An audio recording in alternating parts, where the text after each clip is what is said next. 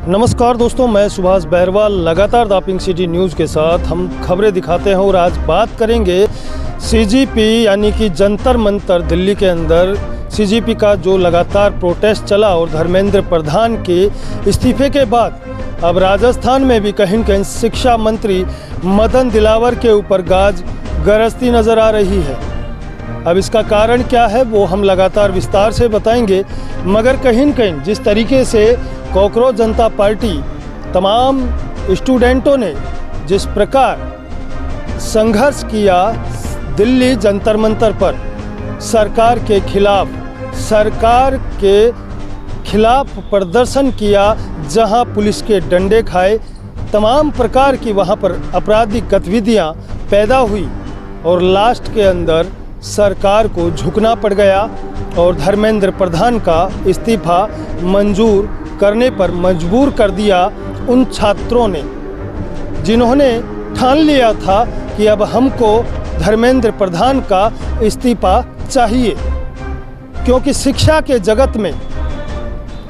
जहां शिक्षा सर्वोपरि मानी गई है, जिस शिक्षा से देश का विकास होता है, उसी जगह पर बैठे संविधान के पद पर शिक्षा मंत्री अगर घिनौना काम करे तो सोचिए फिर छात्र संघ क्या करेंगे। लगातार चाहे कांग्रेस की सरकार रही हो या भाजपा की सरकार, लगातार पेपर लीक होते नजर आए और पेपर लीक के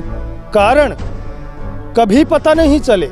मगर लाखों करोड़ों युवाओं के भविष्य को अंधकार में डालने का काम कहीं न कहीं सरकार के चुनिंदा नेताओं ने किया।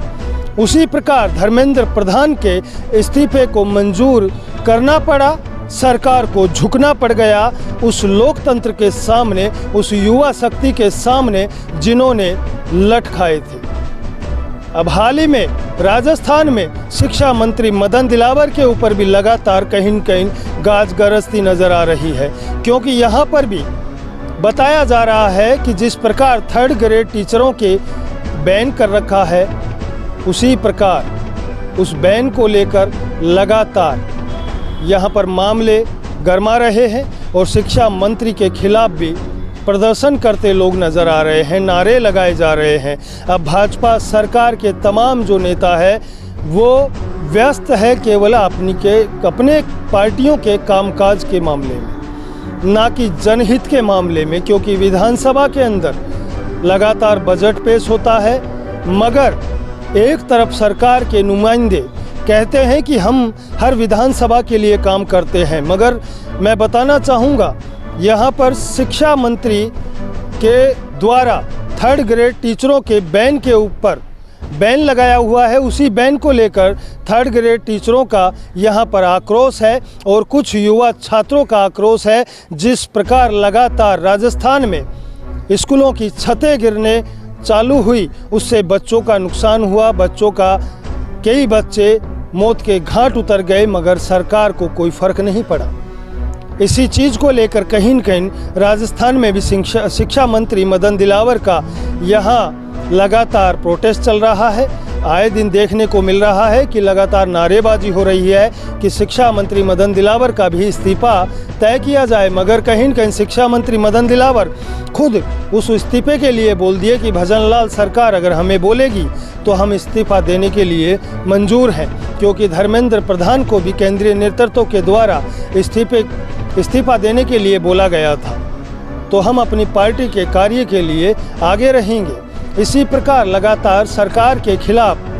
क्यों आखिरकार इतना संघर्ष हो रहा है? क्या सरकार के पास नौकरियां नहीं है या सरकार नौकरियां नहीं देना चाहती? क्योंकि 1 से सवा लाख नौकरियां सरकार ने देने का वादा किया था, मगर क्यों पेपर लीक हो जाते हैं और पेपर लीक हो जाते हैं उसके बाद जो सर्वोच्च उच्च नंबर से प्राप्त मेहनत करके अच्छे नंबर लाते हैं, उन लोगों के भविष्य के साथ कहीं न कहीं खिलवाड़ होता है। कई बच्चों ने सुसाइड कर लिया, अपनी ज़िंदगी बिखेर दी, उन सपनों को तोड़ दिया, उस सपनों को मरोड़ दिया, उस ज़िंदगी को ख़त्म कर लिया। जहां ज़िंदगी शुरू नहीं हुई थी, उसी ज़िंदगी के आखिरकार उन बच्चों को क्यों अंतिम सांस लेनी पड़ी? ये सरकार को सोचना चाहिए। हम ऐसे ही लगातार द पिंक सिटी न्यूज़ के साथ खबर दिखाएंगे। अब देखना होगा क्या मदन दिलावर का भी इस्तीफा होगा या फिर सरकार जैसे चल रही है वैसे ही चलती रहेगी। देखते रहा द पिंक सिटी न्यूज़ के साथ सुभाष बैरवा, जयपुर।